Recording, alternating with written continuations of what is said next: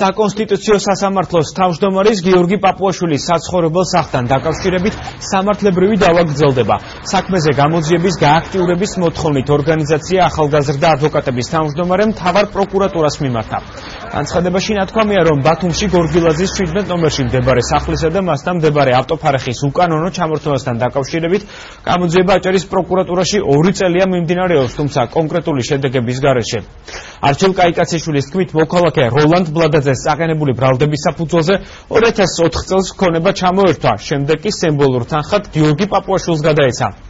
ადვოკატი ამბობს, რომ ბლადაძეს ბრალდება 2013 წელს მოეხსნა და შესაბამისად უძრავი ქონება მას უნდა დაუბრუნდეს.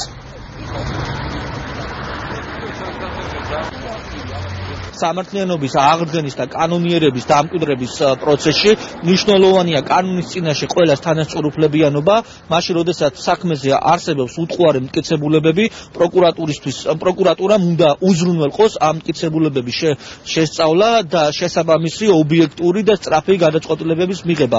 დღეს ეს შევახსენებთ პროკურატურას.